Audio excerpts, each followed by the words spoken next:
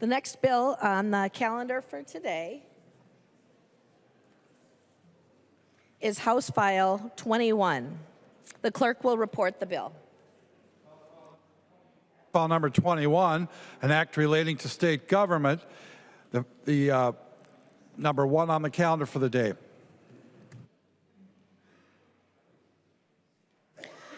There are amendments at the desk.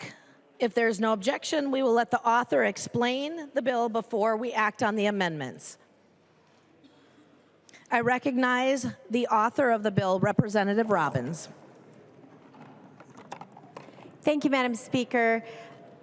Members, today I rise to bring forward House File 21, which would fundamentally change the orientation of the governor's emergency powers. As those of you who remember well from 2020 and 2021, the current structure of the governor's emergency powers in Minnesota is that he can declare an emergency, and then that emergency can only be ended by a majority vote of the House and Senate. This bill will change that fundamental orientation so that the governor can still declare an emergency, but after 14 days, the emergency would expire automatically unless it was extended by a 3/5 vote of both the House and the Senate. So the emergency power declared by the governor would automatically end unless there was a supermajority vote, same amount as a bonding bill, in both houses. Members, this is very important. We all lived through the 16-month emergency of 2020 and 2021, whether you were members here coming to a monthly special session like I was, or whether you were in your district suffering with your kids not being in school, with businesses being closed down, with not being able to go to church or have family and friends over to your home. So it's very important that we fix the orientation of emergency powers in Minnesota so that clearly the governor needs to be able to declare an emergency if there's a terrible tragedy or a tornado or a nuclear meltdown or a cyber attack or a terrorist attack of some sort, but that power must be strictly limited and that power must be shared with the legislative branch of government. So I look forward to the discussion tonight and I look forward to the amendments. Thank you, Madam Speaker. Representative Robbins offers the following amendment. The clerk will report the amendment.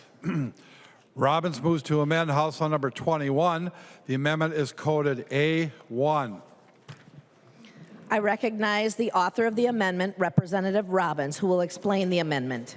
Thank you, Madam Speaker. Members, this amendment came to my attention, and I think it's, I'm happy to add it to the bill. Basically, it says that after the 14 days expires, the governor cannot just automatically declare a new 14-day emergency on the same set of circumstances. So it just precludes that situation where the governor might say, oh, I'm just going to renew the emergency in that vein. So for the same set of circumstances, the governor would not be able to declare another emergency under this amendment. I urge a yes vote. I recognize the member from Hennepin, Representative Bonner. Thank you, members.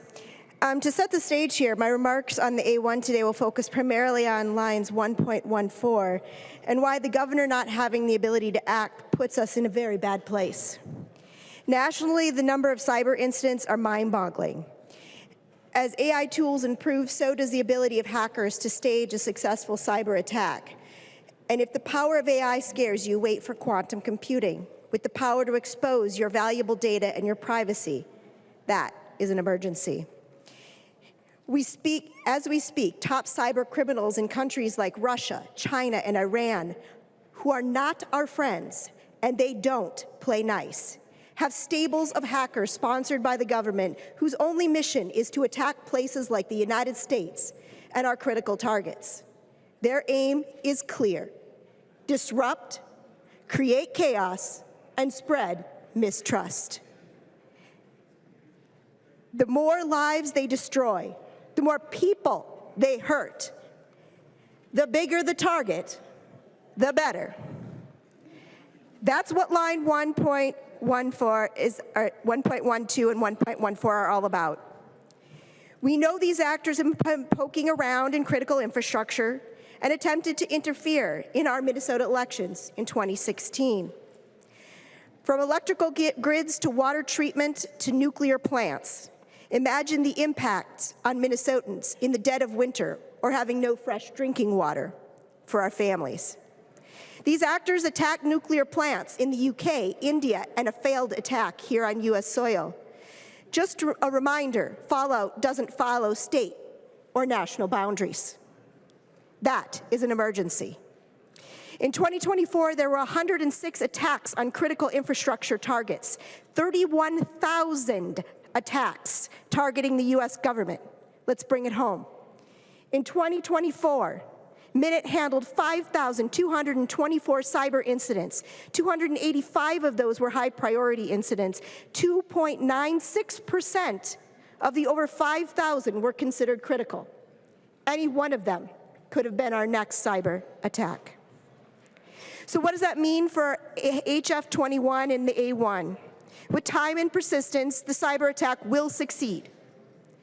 The law of averages says we may see the first major cyber security attack within the next decade. So let's talk about the A1 and why it's a terrible idea. The average cyber incident lasts 22 days. According to Statistia in 2024, 29% of organizations in the US reported it took up to a month, and for some, much, much longer. To understand what that means to Minnesota, let me briefly share what happened in the city of Atlanta. In March of 2018, a ransomware attack paralyzed the city. While some critical systems were regained within days, key city services remained disrupted for weeks. Online payment systems weren't restored till May, and law enforcement and digital operations took till June. Why is that a problem in Minnesota? MMB manages our $61.8 billion, including $22.9 billion in federal funds. Imagine with the timelines we see here, if the state can't bring in revenue, if we couldn't process payments for MA and Medicare, delaying care for our elderly, our most vulnerable, and putting critical safety and our hospitals at risk. Imagine if courts can't process active prosecutions and defendants can't get their day in court. Imagine if we can't process nutritional assistance, housing assistance, mobility services to get elders to the grocery store and to church. Imagine the ripple effects. This is an emergency, and its effects don't fit neatly in a 14-day box. We need time to engage with our partners at CISA, Homeland Security, and the FBI. And while this contingent of legislators who appreciate what all of what I'm saying today means continues to grow, if we fail to understand the ramifications and call an emergency over in 14 days, and our state and our neighbors need us, what do? And I want to say for the folks who are chatting over here who aren't getting the gist of what it's like to have a cyber attack and have all of the services for our state shut down, you might want to pay attention. I want to be clear, this scenario I paint here isn't some sort of fantasy. It could be our reality, and very likely it will happen here in the US within the next 10 years. Chapter 12 does not bury the lead. It screams off the page a declaration of a peacetime emergency and clearly spells out the criteria for what constitutes an emergency. Members, I don't know when the next emergency will come. Nearly every year, Minnesota faces a disaster of some kind. We can't tie the hands of the person we need to act quickly. Our citizens expect and demand we do what's necessary to protect their interests. This is the very essence of an emergency. Disaster doesn't have timelines and doesn't fit in a box. And for that reason, members, I urge you to vote no on the A1. That day is coming, and I want to ask for a roll call. A roll call has been requested. Seeing 15 hands, there will be a roll call. Further discussion. I recognize the member from Carver, Representative Nash. Thank you, Madam Speaker. Nobody likes talking about cybersecurity more than I do. However, if you read in line 1.2 of the amendment, it says if the legislature does not approve the governor's extension request, and I'll stop there. So I have been here for 11 years. We have had a number of emergencies. We have had a number of things that were actually imperiling both the commerce and other parts of our state. If Representative Burkle, I forget where he sits this time. There he is. There were years that we had avian flu. Everybody that walked in here knew that we needed to fix that problem, and a cyber attack would be one of those events where we would all lock arms and say we have to fix this. So if we want to chase our tails, I would suggest that we do it on a different amendment. This is a fine amendment, and I can't imagine a legislator worth their salt would say, well, a cyber attack. No, I'm not going to vote to let emergency continue. They would. So I encourage a yes vote because we want to have our counter arguments based in reality, not something that is not really an understanding of what legislators are all here about. Because each and every one of us showed up when it was time to do the avian flu. Each and every one of us would do the same on the scenario that was given here. Thank you, Madam Speaker. Is there any further discussion? I recognize Representative Robbins. Thank you, Madam Speaker. Thank you for the discussion on the amendment. Members, this is just a common sense amendment. If there is a terrible emergency that necessitates longer than 14 days, there will be bipartisan support for that. If it is a power grab by the executive, the emergency will end after 14 days, and we will all know the difference. And more importantly, our constituents will know. And so we are the representatives. We are the voice of the people. If there is a huge cyber attack and systems are down, our citizens, our constituents will want us to extend. But if not, this will automatically shut an emergency down, and this amendment just says the governor can then not go behind us and say for the exact same circumstances, there's another emergency. It's very common sense. Please vote yes. Thank you. The clerk will take the roll on the amendment.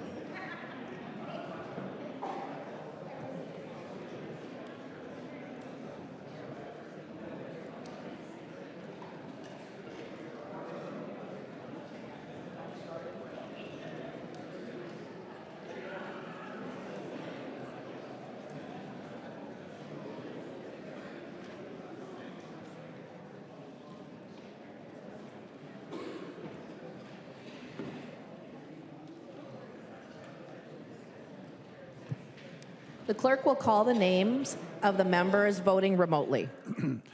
Gander. Yes. Go ahead, Steve. Gander votes aye. Gander votes aye. Hicks. Hicks votes no. Hicks votes no.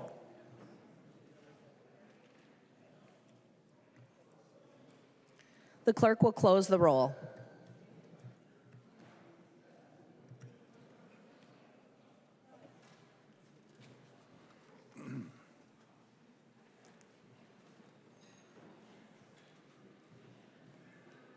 There being 67 ayes, 66 nays, the motion prevails and the amendment is adopted. There's an amendment at the desk. Altendorf moves to amend House File Number 21 as amended. The amendment is coded A6. I recognize the member from Goodhue, Representative Altendorf. Thank you, Madam Speaker. Thank you, members, and thank you, Representative Robbins, for bringing this very common sense bill, this never again bill. And I know many of us here in the chamber have been waiting for this. Many of you were here during that pandemic. And for me and many of the other people who have been elected since 2020, I would say we are in the chamber for that very reason, was watching what happened in the Minnesota state government, the 16 months of emergency powers, the complete overreach that happened here in Minnesota under the tyranny of Governor Walz. And today, my amendment does three simple things. First, it is adding in our constitutional rights that we have been granted, that we cannot ever forget those constitutional rights. The other one is this reduces it from 14 days to 10 days, which would be adequate amount of time for then the legislature, which brings us to the third point. The legislature is the guardrail. With a 3/5 vote, the legislature here has the ability to extend the emergency powers in the case that it would be needed to.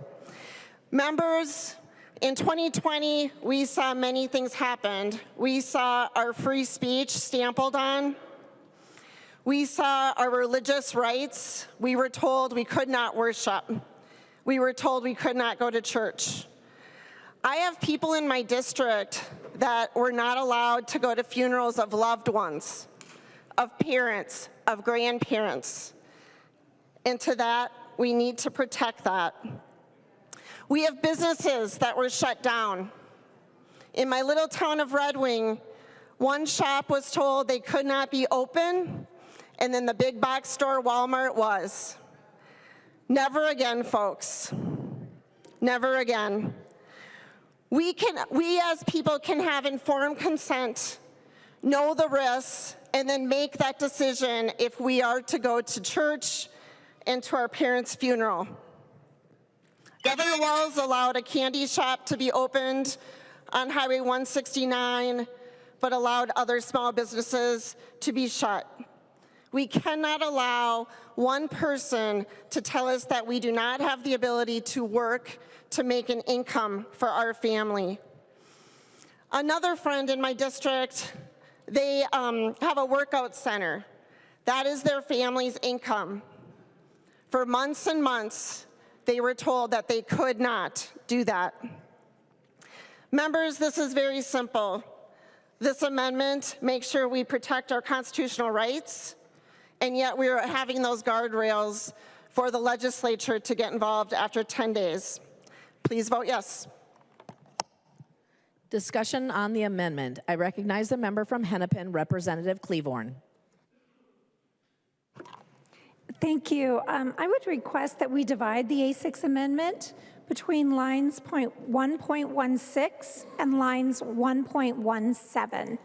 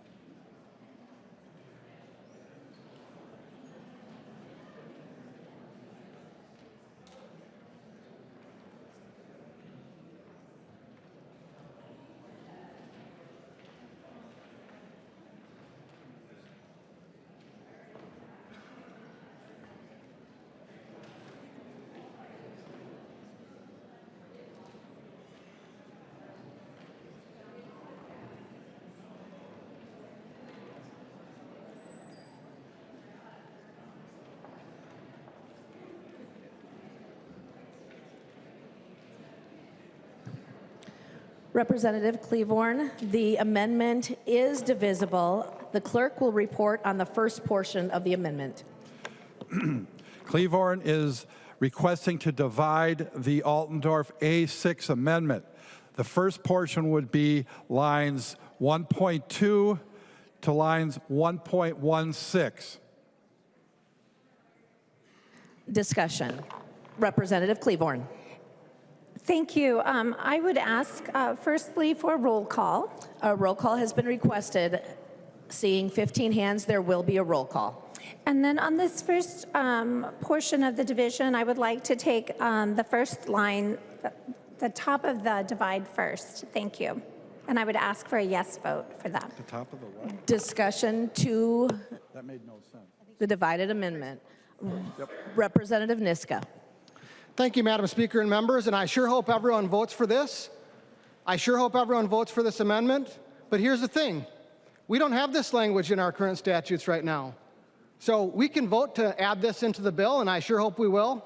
But if you vote against passing this bill, you're voting against the language. So, go for it. Vote yes on the amendment. But I sure hope we're voting yes on the bill at the end of the day in order to protect our constitutional rights in the case of an emergency, which were trampled on, which have been trampled on. We need to learn the lessons of the past. So yes, vote yes on the Altendorf amendment, on both parts of the Altendorf amendment, and then vote yes on the bill. Further discussion. Representative Liebling. Thank you, Madam Speaker. Would Representative Allendorf yield to a series of questions? I'm sorry. Altendorf. Sorry, I'm trying to read the writing here on the amendment. Representative Altendorf will yield. Representative Liebling.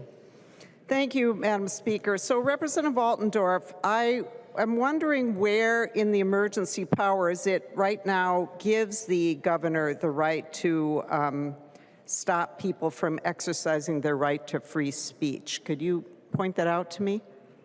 Representative Altendorf. Thank you, Madam Speaker and Representative Liebling. This is something to prevent that from happening. That's exactly what it is. It's to prevent it from happening. Representative Liebling. Thank you, Madam Speaker. So it's to prevent from happening something that he doesn't have already the authority to do under the law, okay? What about, where does it say that he has the right to stop people from keeping and bearing arms in the emergency powers? Representative Altendorf.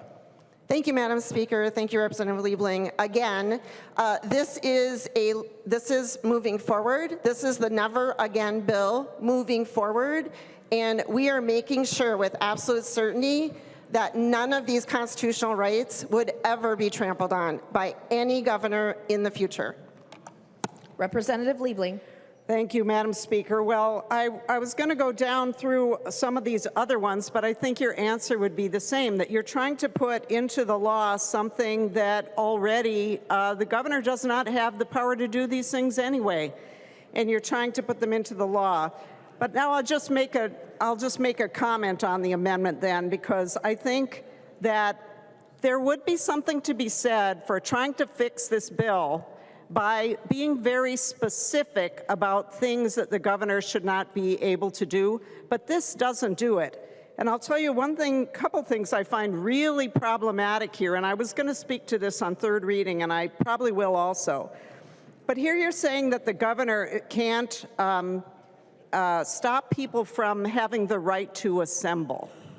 So, generally speaking, of course, we don't want governors to infringe on our right to assemble. However, what we saw and what we could see again in the future is an emergency involving an extremely contagious disease. And so what you would be doing here is removing from the governor a very important tool that he may actually really need. Whatever you think about what Walz did in the last one, a governor could really need this tool in order to deal with an emergency.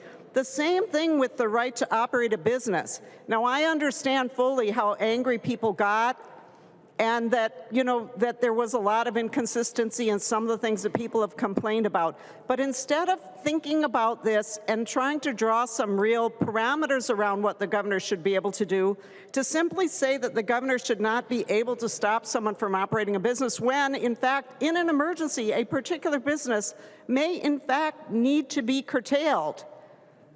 I think it's a very dangerous thing to do, and I would ask members, notwithstanding that it sounds like nice, harmless language in this first part of the amendment, I would urge members to vote no. Thank you. I recognize the member from Hennepin, Representative Robbins. Thank you, Madam Speaker. I rise in support of the Altendorf amendment as a whole and as divided. I think what we learned from the last go-round is that these rights weren't protected. People were not allowed to go to church. People were not allowed to have people in their homes. I remember a news story about the governor having set a curfew and law enforcement going out and shooting paintball guns at people who were on their porch talking to their neighbors. Members, it was out of control, and we can never go back to that. So these are just enumerating protections that we should enjoy as citizens. And so I support the Altendorf amendment. I hope everyone votes green. Thank you. I recognize the member from Carver, Representative Nash. Thanks, Madam Speaker. So the Altendorf amendment, and thank you, Representative Altendorf, it's enumerating things that we want to put into statutes so that things are more clear than they were previously. And when I was a freshman, I remember several of your members were talking about, oh, we should do belt and suspenders. And I think that's a lot of what this is. But we're being encouraged by your side to not vote to make sure that we have the right to assemble or the freedom of travel. Now you're encouraging us to vote against the freedom from unreasonable searches and seizures. That's a strange one. I'm curious as to why you would advocate for that, or you're encouraging us to vote against the freedom from cruel and unusual punishment. Again, I'm deeply confused by this. But I did not have that on my bingo card. So the freedom of conscience, you're encouraging us to vote against. Once again, I think, members, this is just trying to prevaricate the issue of putting something into statute to uphold our rights, to make sure that we are clarifying once again if in a state of emergency under Chapter 12 that we want to make sure that these things are protected for those people who are being impacted in the way that we were impacted when we were under the most notable COVID emergency that went on for far too long. So, members, I would encourage you to read these. I think it will dictate your vote, because why in the world would we vote against on line 1.12 the freedom of the press? Yes, of course, we are afraid of making sure that we're upholding that right. Vote in favor of this. Ignore what you're hearing from the other side, because they are trying to deprive you of your liberties. I recognize the member from Hennepin, Representative Cleavorn. Thank you very much. So this side of the aisle is a big tent, right? We don't all have the same opinions. I will say that I would like to remind the body what I asked. So I asked for a division. I asked for a vote on the first half. I asked for a yes vote on this side of the aisle for the first half, and I've asked for a roll call. Thank you. I recognize the author of the amendment, Representative Altendorf. Thank you, Madam Speaker, and thank you, Representative Cleavorn, for dividing this. I think that was really great, because now on your side of the aisle, we will see who respects and who is voting green for our constitutional rights. And for any of us in this body to pretend that what happened in 2020 did not happen is quite insincere, because we did see our rights be trampled on. Many of us did. And again, this is moving forward. This is for the future. It is our job as legislators to make the language crystal clear so that there is no doubt moving forward what a governor can and cannot do. And I'm just going to end in this quote. Freedom is unlikely to be lost all at once, and it is far more likely to be eroded away bit by bit. Thomas Sowell. And this, by voting green on the constitutional rights, you are voting for our Constitution. Members, as a reminder, we are voting on the dividing of, so the first portion of the A6 amendment, we are voting on lines 1.1 through 1.6 of the A6 amendment. A roll call has been requested. The clerk, Madam Speaker, state your point of order. it's actually point of parliamentary inquiry, Madam Speaker. Parliamentary inquiry, state your point. Madam Speaker, could you please repeat the exact lines we're voting on? I believe you said 1.6, but I think you may have meant 1.16. If you could please clarify, Madam Speaker. Thank you. I will clarify. We are voting on the first portion, that is lines 1.2 through 1.16. A green vote supports that first portion. The clerk will take the roll.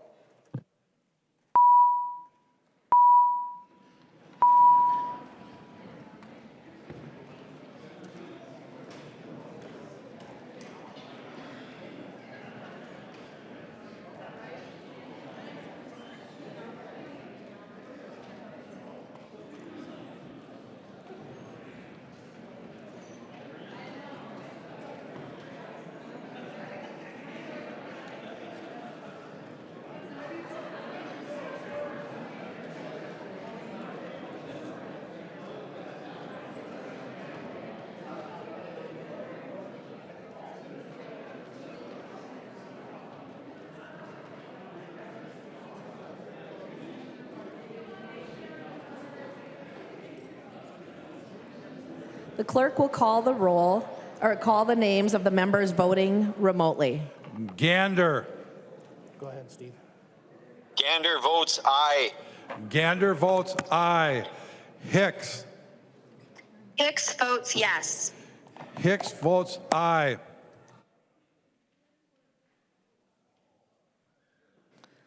The clerk will close the roll.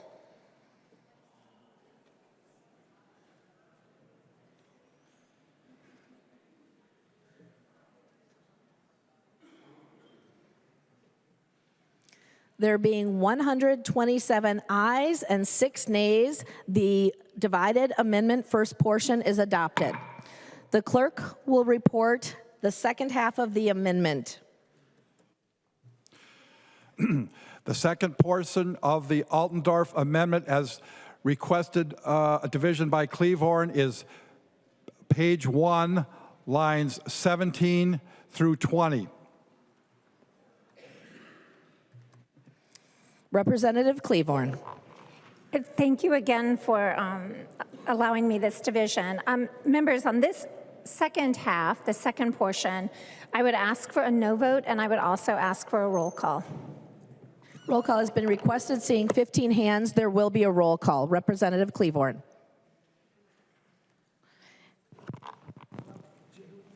Excuse me. No, that is my motion. That is my request. Thank you. Thank you. Further discussion. Representative Altendorf. All right, members, again, thank you for dividing this. I think this is really quite clear, and thank you for all the green votes on the constitutional rights. I'm very, very happy and encouraged to see how many members in here are supporting our Constitution and our freedoms living here in the United States. With the second half, I know you suggested to vote no. I would suggest to vote yes. A no vote is you are literally voting for a tyrannical government. You are voting with a no vote for a dictator. You are voting for a one person to rule. This is really quite clear because we put in the guardrails. Representative Robbins did a wonderful job on this and helped me on this amendment. And with after 10 days, so 10 days of an emergency powers, members, which should be quite adequate, we then would move to a 3/5 vote of the legislature. This doesn't mean if there is a real emergency that I am quite certain that the members of this body, see, I trust the body. I trust the people who are elected, and that's what this vote does. A green vote gives gives the decision to us. A red vote says that you are voting for a dictator in this type of situation. And I'm just going to end with this. The reason why you should vote yes is it's crystal clear. Many of the states around us did not have any of these things happening in the state, and yet did not see increased numbers of cases or of deaths. And yet the body allowed this state to be run and trampled on by Governor Walz. Please vote yes.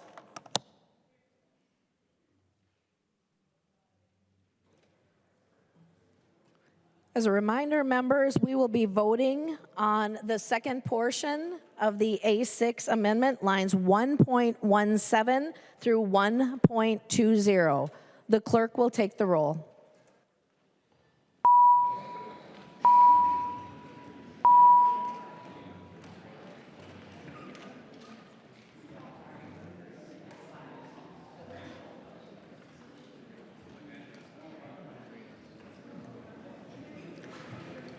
The clerk will call the names of the members voting remotely. Gander. Say that again. Gander votes aye. Gander votes aye. Hicks. Hicks votes no. Hicks votes no.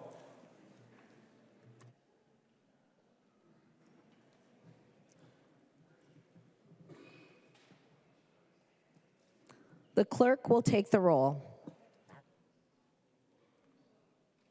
Close the roll. The clerk will close the roll.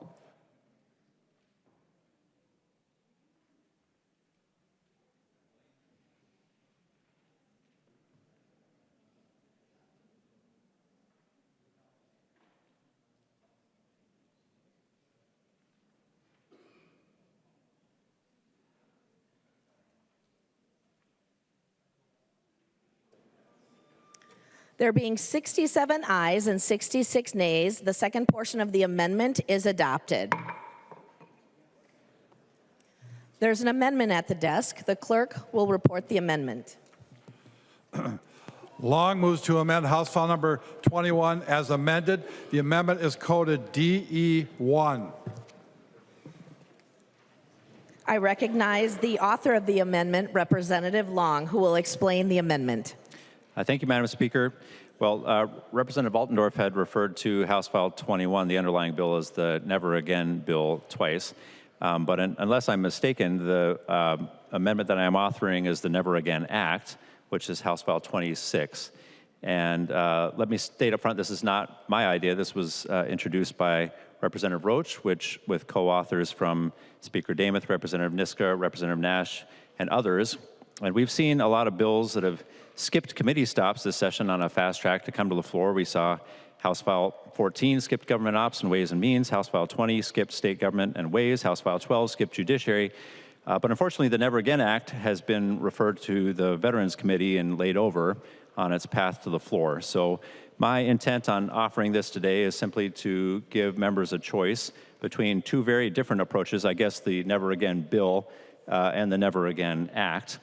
And they take very different tacks on emergency declarations.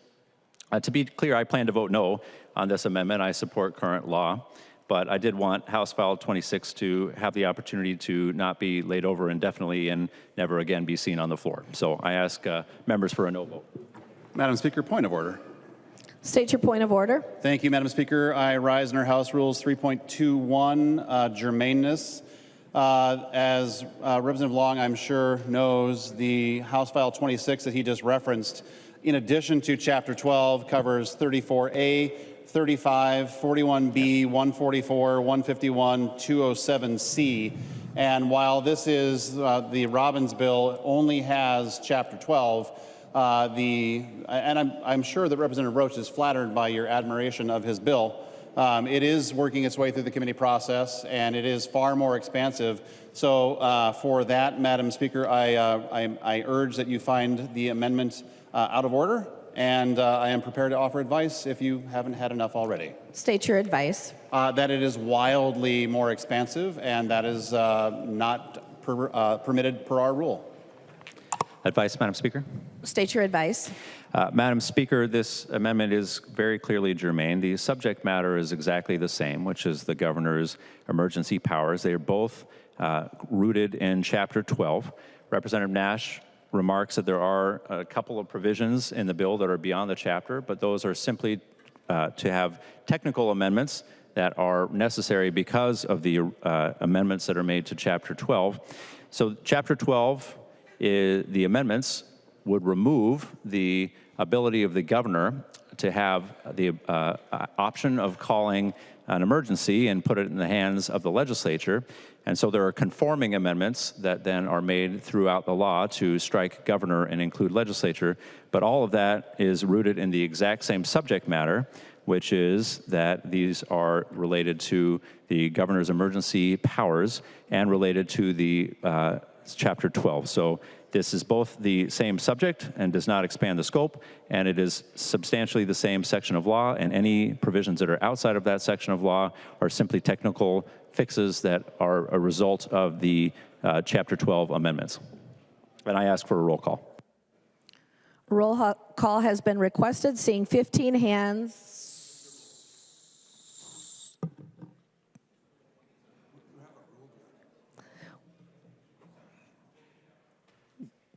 I believe we'll be carrying this further, and there will be a roll call requested later when you appeal it. Any further discussion?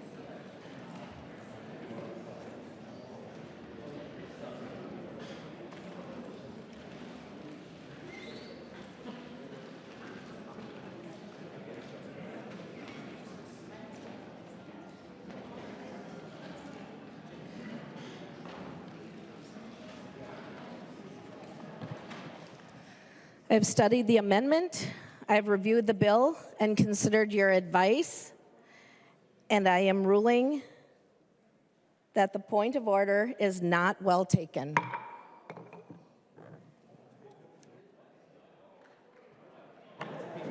Madam Speaker, point of clarification. Point of clarification. Madam Speaker, I made the point of order that the amendment was not germane, and just wanted to make sure that I may have misheard you. I am ruling that the point of order is well taken. Madam Speaker. Representative Long. Yeah, I had suspected that might have been the way you go, and so I requested a roll call previously, but I would like to make a roll call, appeal the ruling of the Speaker and request a roll call. Representative Long has appealed the ruling of the Speaker and has requested a roll call. Seeing 15 hands, there will be a roll call. Further discussion.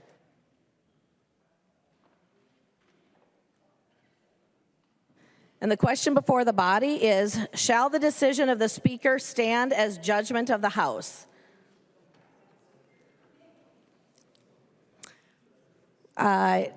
Representative Liebling. Madam Speaker, may I speak to whether the body should uphold the ruling of the Speaker? Okay, that's what I'm speaking to. So, members, take a look at this amendment. The very beginning of it talks about all these rights in the Constitution. And we were just told that if we vote against this, we're voting against the Constitution. So, as you take your vote, You should rule against, you should vote against the ruling of the Speaker. Otherwise, you are voting against the Constitution, as Representative Nash just told you a few minutes ago. Thank you, Madam Speaker.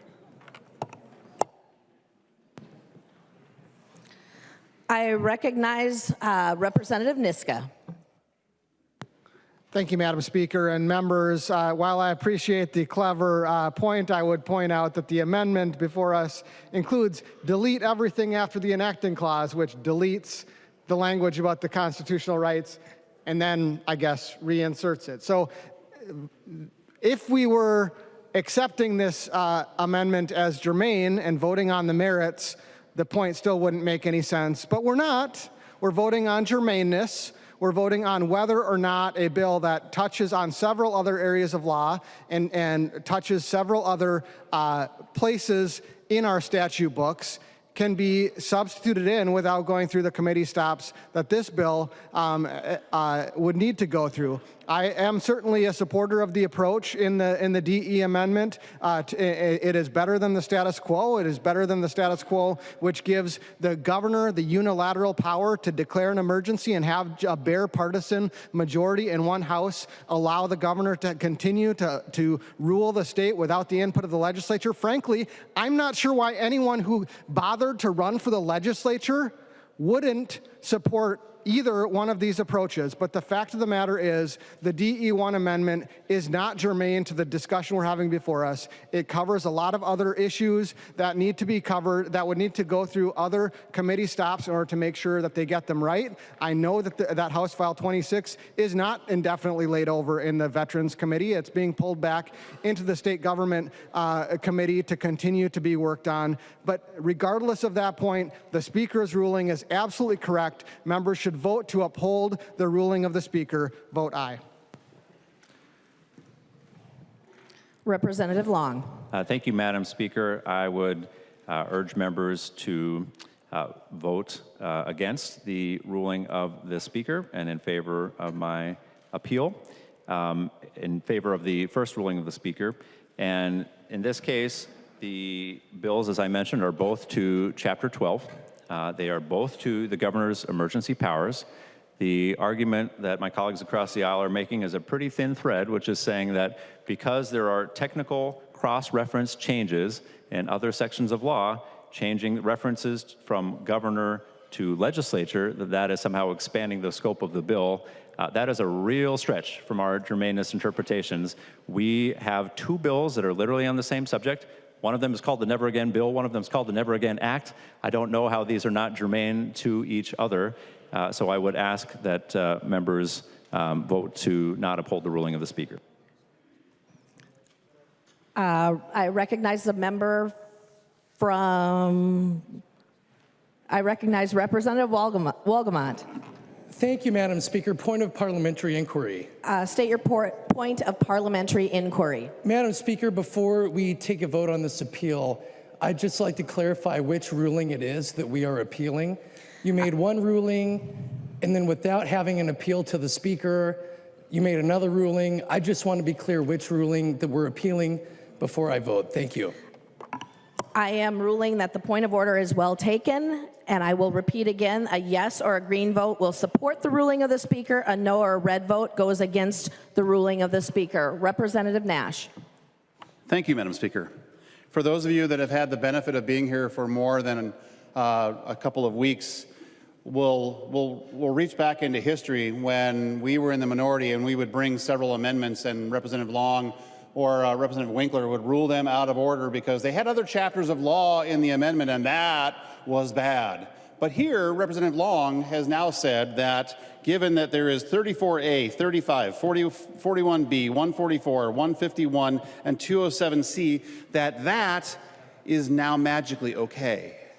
And I would point out to you who would like to read this are the other parts of the amendment that he is bringing that he believes it's okay to skip. Those are just technical. They're a trifle.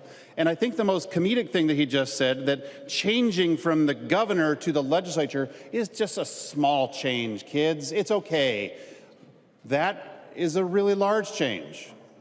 So Representative Long is telling us that we should ignore their past practice. We should ignore the rules of our House that we have adopted.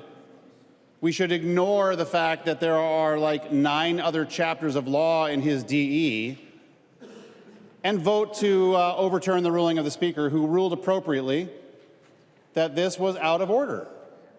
Now, the other bill is moving through the committee process, and it is more expansive, and that's why it has more committee stops, Representative Long, because there are other chapters of law that they have to go to that have jurisdiction over those. So if it was just Chapter 12 and only Chapter 12, then we'd have a thing. You'd actually maybe have a good argument, but you don't, because there are multiple other chapters of law. So a green vote is the vote we want, because that upholds the ruling of the Speaker. Thank you. I recognize the member from Hennepin, Representative Hortman. Thank you, Madam Speaker. I just wanted to correct Representative Nash. He said that Representative Winkler and Representative Long had ruled your amendments out of order. They didn't rule any amendments out of order. The Speaker did.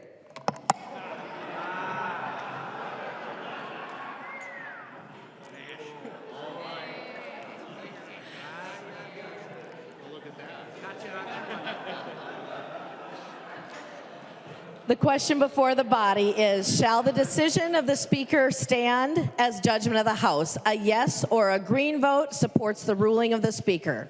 A no or a red vote goes against the ruling of the Speaker. The clerk will take the roll.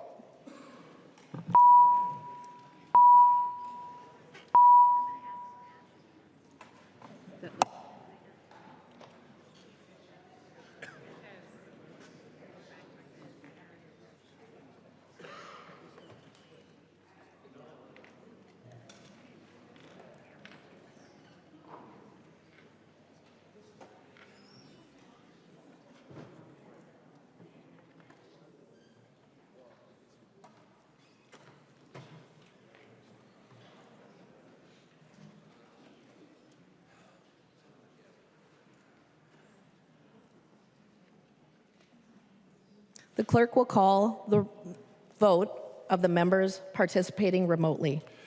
Gander. Gander votes aye. Gander votes aye. Hicks. Hicks votes no. Hicks votes no.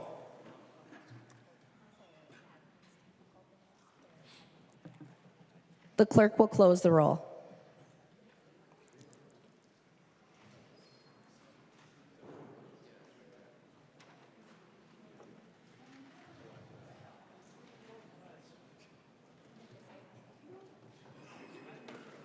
There being 67 ayes and 66 nays, it is the judgment of the House that the decision of the Speaker shall stand. There are no further amendments at the desk. The clerk will give the bill its third reading. Third reading, House File Number 21, as amended. Third reading. Any further discussion?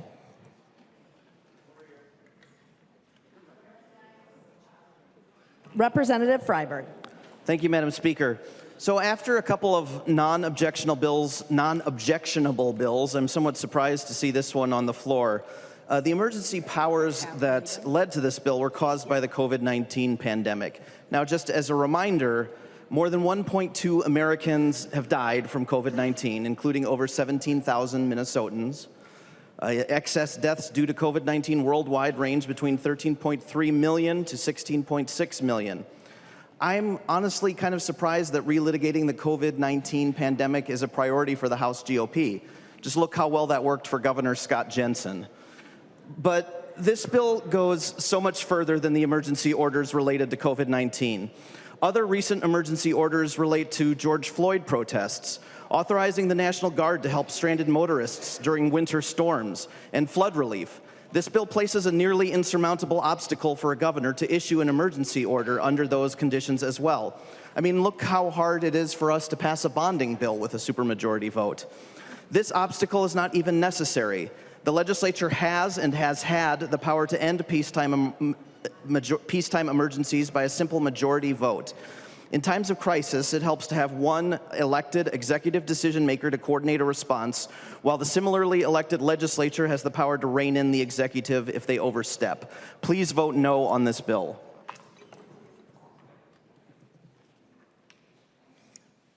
I recognize Representative Liebling. Thank you, Madam Speaker. So the complaints that I've been hearing, and especially when Representative Robbins introduced this bill, are about what happened under Governor Walz's executive orders related to the COVID pandemic. But that's not what this bill is doing. This bill is changing the entire scheme for calling, for taking up emergency powers for the next emergency. And that is a big difference. If you really wanted to address some of the specifics of what happened during that emergency, you would do it in a more tailored way. But that's not what is happening here. You haven't really been attempting to modify what the powers actually are. You could have a bill that limits some of these tools, but instead, this bill takes away most of the tools. It takes a chainsaw to the governor's ability to keep Minnesotans safe in an emergency. And that, members, that is reckless and it is dangerous. Legislators are not experts. Maybe we would all understand a cyber attack. I don't know, Representative Nash, if we would. Maybe we would all recognize that and everybody would say, okay, fine, let the emergency orders go forward. But many of us do not know how to evaluate scientific evidence.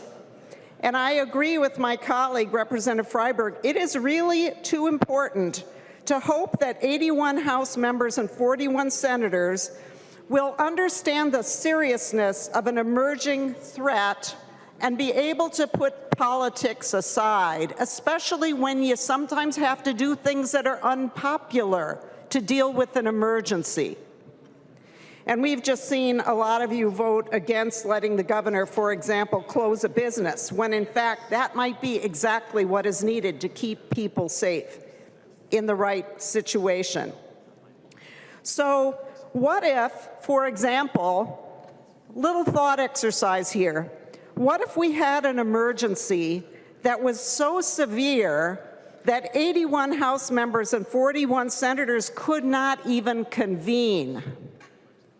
What if a lot of us were sick? What if there was some hazard that prohibited us from getting here? Now, maybe some of us could call in, but maybe we wouldn't be able to call in for some reason, and we couldn't even convene. That is what you are putting on the state. You are hobbling the ability to respond in what could be a very serious emergency. So, before I move on to the next part, I just do want to recall, too, that the criticism of Governor Walz, while I'm sure even he would agree that he'd like to go back and make some decisions differently, he had to make decisions in an atmosphere of great uncertainty and a lot of information that told him that Minnesotans were really at risk. And although we can quibble and we can be angry, and some people are still angry about certain decisions that were made, he did keep us safe. And Minnesota had many fewer deaths than many other states. So the evidence shows that his decisions overall were not wrong. But in the meantime, the threat of catastrophic infectious disease incidents has actually grown. Some of this is due to vaccine skepticism or denialism, which we have here in our own state, and some because people move around the world very rapidly, bringing diseases with them. We know there are some agricultural practices that can create conditions for disease to spread, and it can jump to humans, as we're now seeing. Right now in our country, we're having an extremely serious outbreak of measles, which I know is a familiar disease to many, but we really haven't seen it in many, many years. And right now, and it is extremely contagious, far more contagious than COVID, by the way, because an infected person who may not even know they're infected can walk out of a room and then you can walk in, breathe that air, and get infected with the measles. So a Texas child actually just died of the measles, and this is a disease that we weren't worried about for a long time. Representative Freiberg already talked about how many people actually got sick and died from COVID, and I just want to remind you that even a Republican senator here in Minnesota died from COVID in the early time of the pandemic. Now we have other kinds of threats. We have avian flu, which Representative Nash, I think it was, also mentioned avian flu. We all came together to do what we needed for avian flu. But what if it was a little harder to do some of the things that are required? What if, for example, we had to shut down certain businesses? I'm not sure how many members would want to vote for that, honestly, even if it was actually the thing that needed to be done. We have many other threats. And some of them, as I said, are extremely serious. And I just want to mention that many of you are familiar with Ebola, at least a little bit familiar with it. We thankfully haven't really had that here. It's a disease that has a fatality rate of between 25% to 90% of people who get it actually die. And right now I want to tell you there's a new disease emerging just in the last few weeks in the Democratic Republic of Congo, and it has symptoms like Ebola, but it's not Ebola. It's so far unidentified, but over 5 weeks, hundreds of people have been infected and more than 50 have died. So members, unfortunately, we do live in a very dangerous world. And when these things happen, somebody has to be able to make a quick decision based upon expert advice. Already in our law, remember, if a majority of us decide to end the emergency, we can. The complaint from the other side is that you didn't have enough people to end the emergency. That doesn't mean there's anything wrong with the law. It just means you were on the side that didn't win. That's all.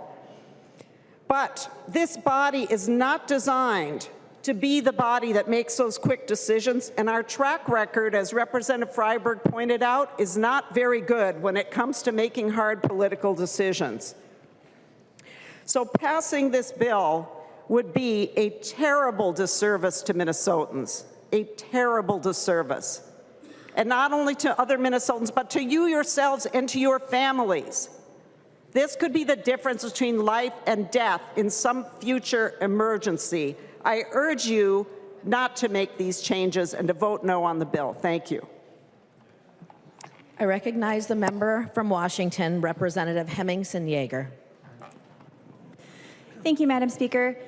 So I just want to echo my colleagues talking about, kind of the inspiration for this bill is the COVID-19 virus and pandemic. I was not in this body, but I did watch everything play out, and it was a scary time, right? This was a brand new virus. Nobody had ever seen it before. Sometimes at first it was, it was touch-based, kind of like the cold or the flu. Other times it was airborne, and then we went back and forth, and then we figured out, yes, it is truly airborne. So we're watching, and then not only that, but this virus, what made it so insidious is that it changed. And it changed fast. So by the time we got our hands around it, we had a new variant to overcome. And the symptoms changed a little bit, and it got more lethal. And then it changed again. And it got less lethal because viruses, they want to just infect people, but they don't want to actually kill their host. So it got less lethal, but the symptoms became a little bit more like the cold, and it became a little bit easier to spread. And that's exactly what a virus wants. So if you're going to take these powers away, we need leaders that are able to act. They need to have their right-hand people who are experts in this field. I am not an expert in cyber attacks. I do not want people waiting around for me to research all of this stuff and maybe form an opinion. That takes too much time. We don't have time when new epidemics hit. And just when we think we're getting a handle on COVID, I'm nervous for the next one. And we need that ability to have educated people in the room who know how to act, who know how to respond, and they can do an appropriate response immediately. So please vote no. I recognize the member from Hennepin, Representative Kraft. Thank you, Madam Speaker. We had this bill in committee, and I want to start by saying that COVID was hard. And hearing the stories in committee of how families were impacted, how some couldn't be with a loved one when that loved one was passing away, was heart-wrenching. And we are all going to be impacted by the fallout from COVID for the rest of our lives. And I think we can say that reasonable people can disagree on the actions that were taken. There was no playbook.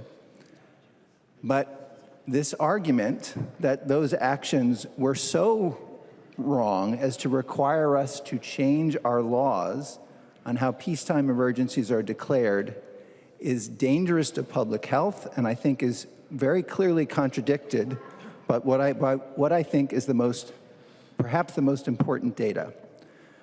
So I went and looked at deaths in this area, comparing Minnesota to its 4 surrounding states, Iowa, North Dakota, South Dakota, and Wisconsin.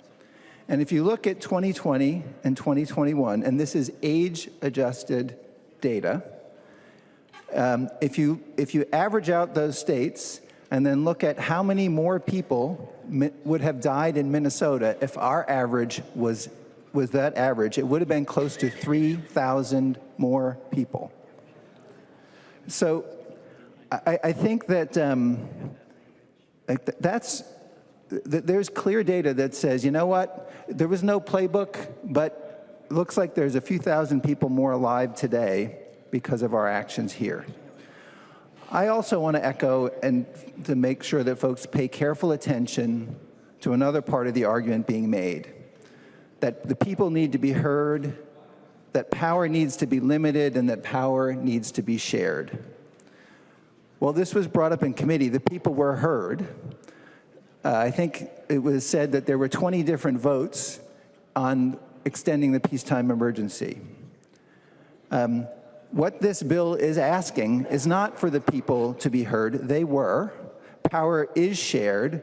Power is limited. But this bill is asking is to give a minority of folks in the body a veto. Now, I will say that the data on the death rate is really important to look at.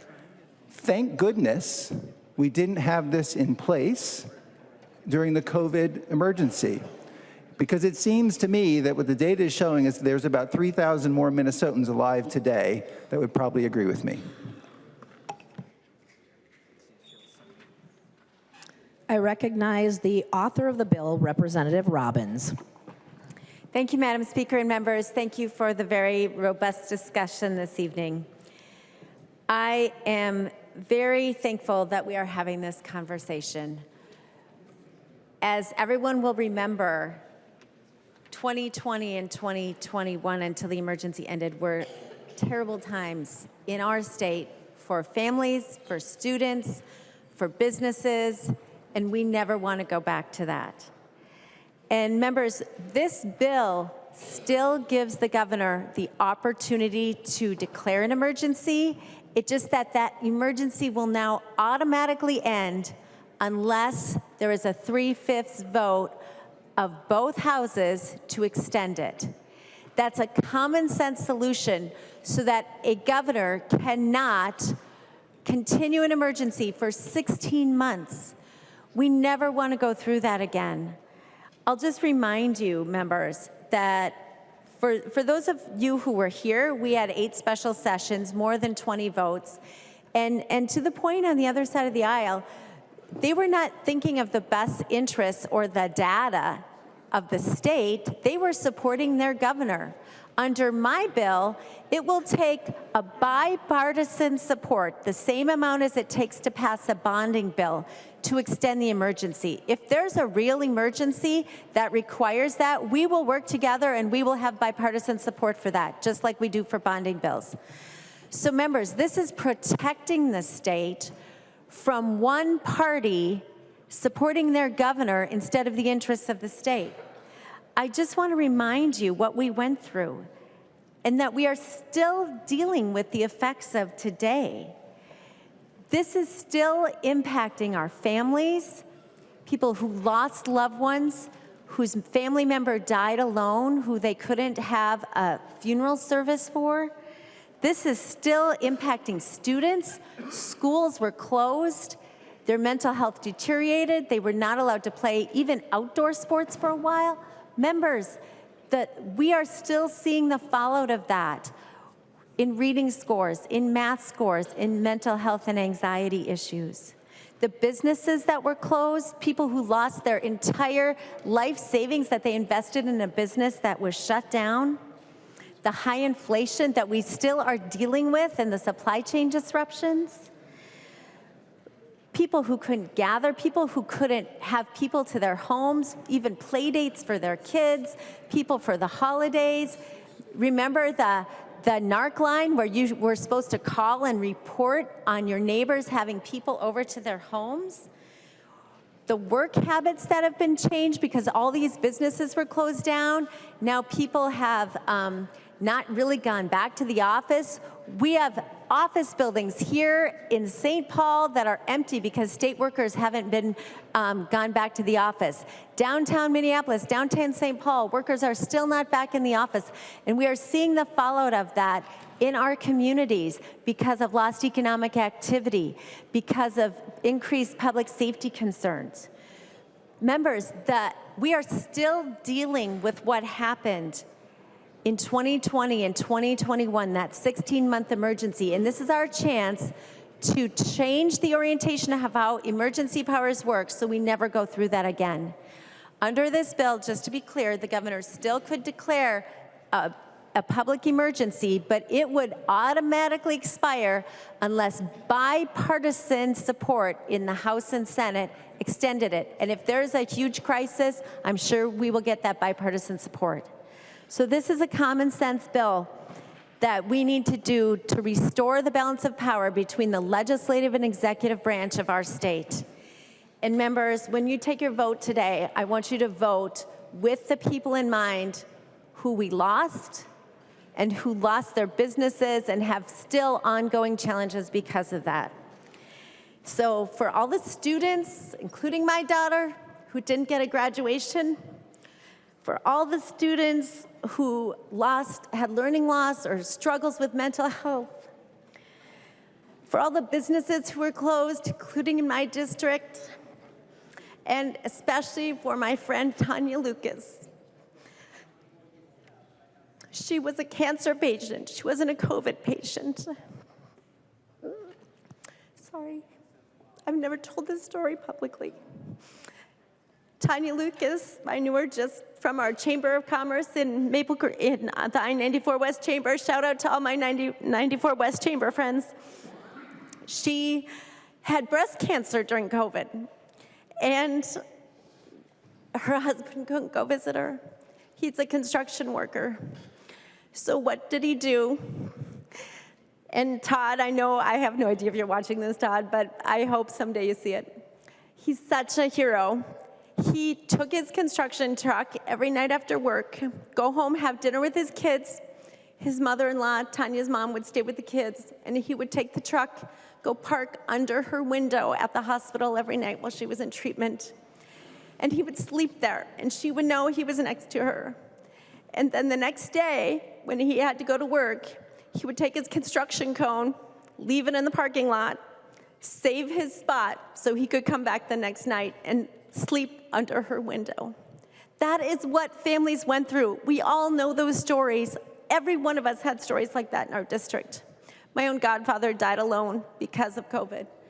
So members, we are not saying the governor can't declare an emergency. We are just saying he cannot have an endless emergency. Please vote green. I recognize the member from Hennepin, Representative Long. Thank you, Madam Speaker. Once again, we have a purely partisan bill on the floor that has no chance of becoming law.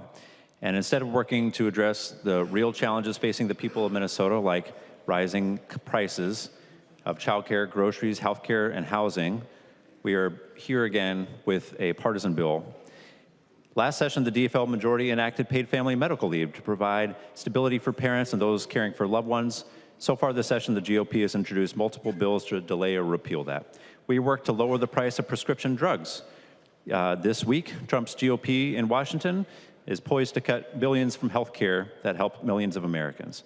We worked to provide for more enhanced food affordability, and we've seen proposals to zero out Meals on Wheels. The DFLers are fighting for a future where all Minnesotans have opportunities not to get ahead, not just the wealthy and powerful few, and this bill is fighting a fight from 5 years ago. House File 21 is a bill that would undermine Minnesota's ability to respond to public health emergencies and other emergencies and save lives.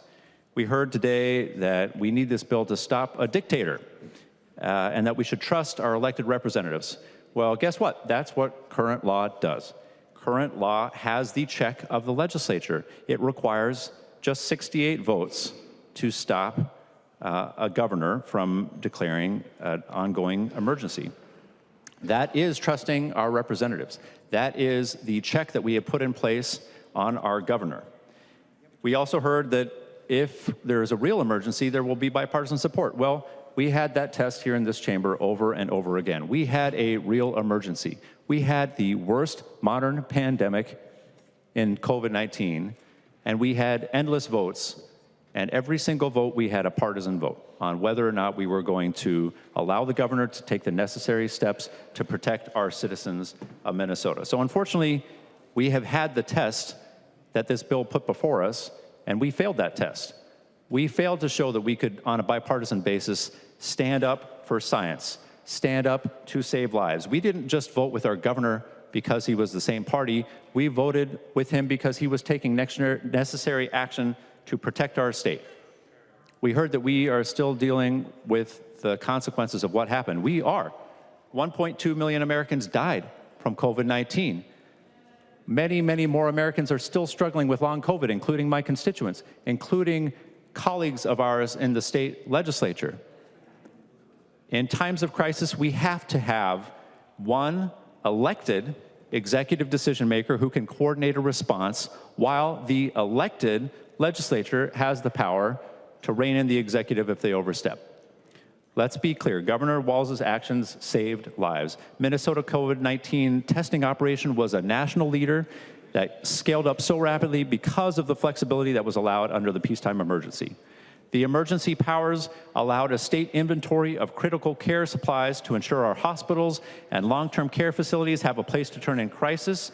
Millions of face masks, gloves, and gowns were distributed across the state because of these emergency powers. The Walz administration coordinated the distribution of hundreds of thousands of life-saving vaccines. If we had had a supermajority requirement, none of this would have happened. More lives would have been lost, period. Instead of relitigating fights from 5 years ago about the COVID-19 pandemic, I would ask my colleagues across the aisle to join us in focusing on the real challenges ahead of us, like tackling the affordability crisis that we are seeing right now on childcare, healthcare, and housing, and I'd ask for a no vote. I recognize the Majority Leader, Representative Niska. Thank you, Madam Speaker. Members, on March 13th, 2020, Governor Walz declared a peacetime emergency as our state prepared for COVID-19. At the time, none of us could have predicted that his peacetime emergency declaration would last 16 months until it finally ended in July of 2021. For 475 days, with the stroke of a pen and a loyal party supporting him in the legislature, Governor Walz unilaterally governed our state by executive order. Schools were shut down. High school graduations canceled. The trajectory of an entire generation of students was altered, and we're still dealing with the fallout. Countless Minnesotans spent their final moments alone, as we just heard the heart-wrenching story from Representative Robbins. Without the comfort of loved ones by their side. Religious gatherings face strict attendance limits. And Representative Liebling, you're right, that was unconstitutional. But it happened under Governor Walz. Small businesses were forced to close and operate under severe capacity limits, while big box stores remained open. Yes, we're talking about the past, but we have to learn from the past. We have to think about these examples because while reasonable people should be able to agree or disagree with those decisions, we hope that all of us could agree that never again should a single executive, regardless of party, unilaterally make long-term emergency decisions without the input of the people's elected representatives. And if you don't agree with that, what are you doing here? We are the people elected by our constituents to govern. So unfortunately, under current law, a governor can declare a public emergency for 30 days, and that declaration continues indefinitely unless the legislature, by a majority vote in both chambers, votes to end it. And unfortunately, that can get caught up in partisan politics, as we saw. Time and time again during COVID, House Republicans fought to restore balance by voting to end the governor's emergency powers so we could work together across party lines to guide our state's pandemic response. Unfortunately, the governor, House Democrats, voted to exclude Republicans from the conversation and to stand by the governor and leaving millions of Minnesotans without a voice. That imbalance needs to be corrected, and House File 21 corrects that imbalance. It makes sure that emergency powers expire after 14 days unless there is buy-in from a supermajority of the people's elected representatives, 3/5 of both the House and the Senate. This is a critical and necessary reform because no single individual, regardless of party, should have the sole power to decide when an emergency is over.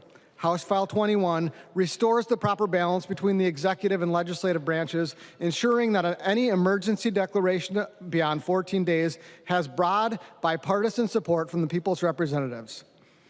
I urge you to vote green. Restore the legislature's rightful role in our constitutional framework. Ensure accountability. Guarantee that the voice of the people's representatives will never be silenced again. Please vote green. Thank you. The clerk will take the roll.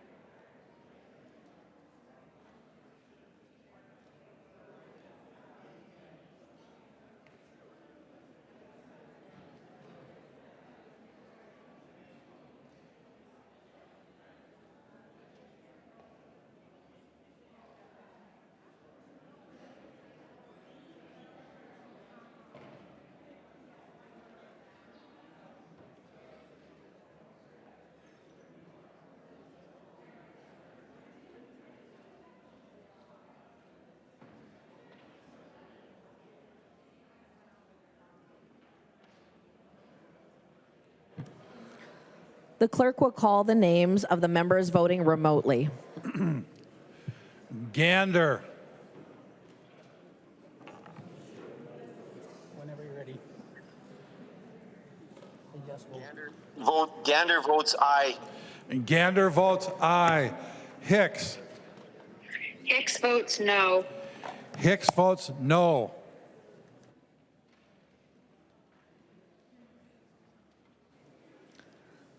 The clerk will close the roll. Madam Speaker, Niska changes from aye to nay. Niska changes from aye to nay.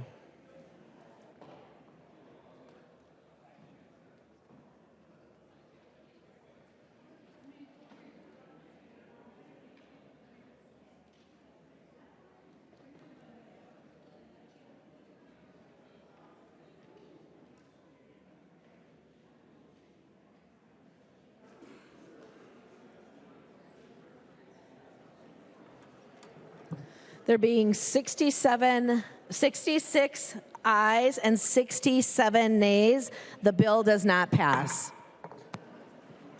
Representative Niska. Thank you, Madam Speaker. I move to reconsider and request a roll call. Representative Niska moves to reconsider, has requested a roll call. Seeing 15 hands, there will be a roll call. Is there any discussion? Seeing no further discussion, the clerk will take the roll.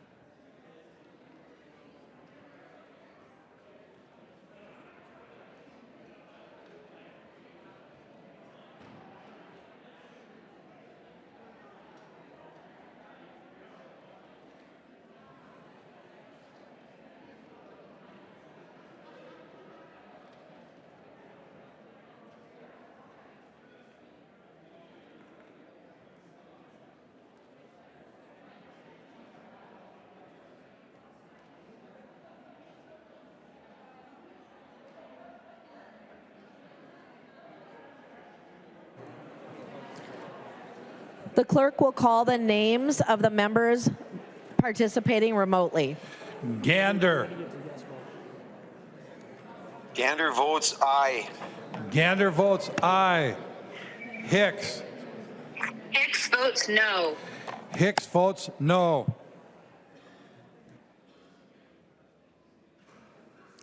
The clerk will close the roll.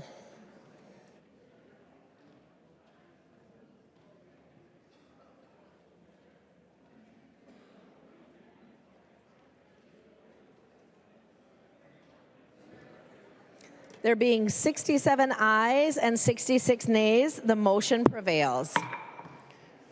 Representative Niska. Thank you, Madam Speaker. I move that House File 21 be laid on the table. This is a non-debatable motion, members. All in favor say aye. Aye. All those opposed, nay.